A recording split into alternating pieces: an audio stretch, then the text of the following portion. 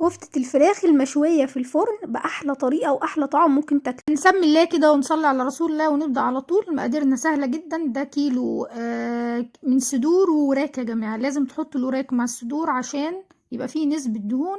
نسبة الدهون دي تخلي الكفتة معاكوا تمسك على السيخ وتبقى حلوة. لو ما عندكيش وراك وعايزة تعملي بصدور بس او وراك ما فيهاش نسبة دهون كده، انت محتاجة يا اما تحطي لية خروف او تحطي دهن بقري. المهم يبقى عندك نسبة دهون زي الكفتة بتاعة اللحمة بالظبط. هاخد اللحمة دي هفرمها في المفرمة فرم ناعم. وبعد كده هنشوف باقي المقادير معانا. بعد كده كل اللي محتاجينه معانا بصلة كبيرة متقطعة وحوالي نص حزمة بقدونس. ممكن تحطي شبت او كزبرة خضراء او التلاتة مع بعض، الطعم اللي انتي بتحبيه. ومعايا حوالي 4 فصوص توم صغيرين. ممكن تحطي فلفل اخضر لو حابه، بس انا هكتفي بس بالمقادير اللي معايا. هاخدهم هفرمهم في المفرمه بس مش فرم ناعم، يا دوبك تقطيع لقطع صغيره، لان الكفته لو جه فيها نسبه ميه كتيره من البصل او الحاجات دي هتفك منك. ولو تقدري تعصري البصل وتاخدي التفل بس بتاعه يبقى افضل.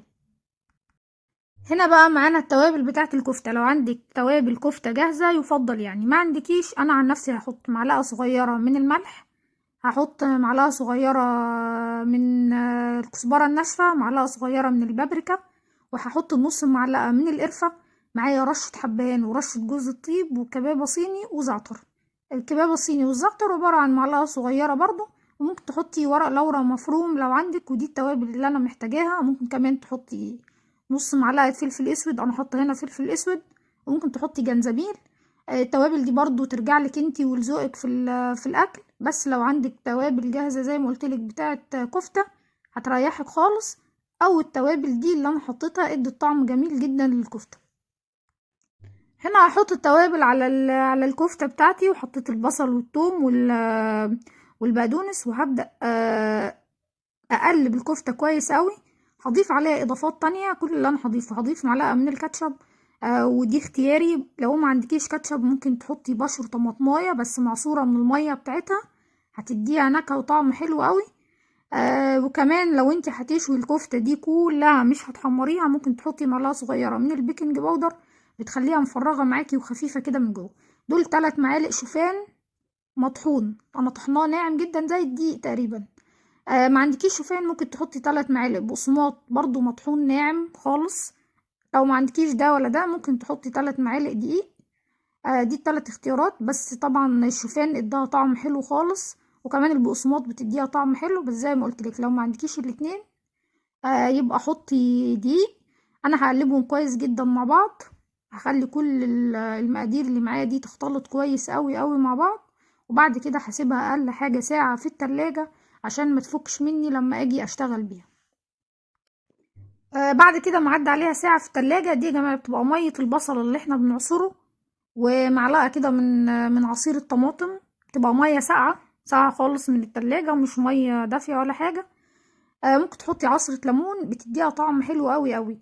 يا اما هتصبعيها على العيدان اللي هي بتاعة الشوي الصغيرة دي وتسيبيها زي ما هي، يا اما على السيخ اللي هو بتاع البوتاجاز بتاع شواية البوتاجاز هتصبعيها. دي صينية مدهونة زيت وانا فرشة فيها شوية بصل. ممكن تحطي بصل على فلفل.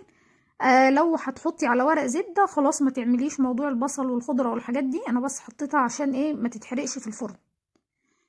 فزي ما قلتلك ممكن تحطي ورق زبدة وخلاص وتشويها جوه الفرن، او تشويها على جريل او على شواية زي ما تحبي. صبعها بس كويس وهشيلها من على السيخ واحطها في الصينية. الطريقة دي حلوة جدا وخفيفة. حكاية الفرن بتبقى خفيفة قوي وطعمها حلو قوي. بصوا بالشكل ده سهلة جدا، مفيش فيها اي مشكلة. يعني لو ما عندكيش العيدان بتاعة الشوي هتشتغلي بالطريقة دي، وهتحطيها طبعا في الفرن لما هتحمر من تحت. وبعد كده هتفتحي عليها الشواية وتحمريها عادي جدا، هتلاقيها مستوية وفي منتهى الجمال. فرن خلاص كده استوت وقدمتها. على فكرة طالعة مستوية جدا يا جماعة، بصوا عاملة ازاي وحلوة جدا جدا. يعني انا محتاجتش خالص ان انا احط بيكنج باودر، بس انا حبيت اقول لكم يعني اللي بيحب انها تكون مفرغة كده من جوه وخفيفة يحط لها معلقة صغيرة من البيكنج باودر. بس انا شويتها بالطريقة دي. بصوا طالعة معايا طالعة مستوية وطعمها حلو قوي قوي. اخواتي الغاليين، لايك شير اشتراك في قناة روشا ابراهيم شيف الواحد.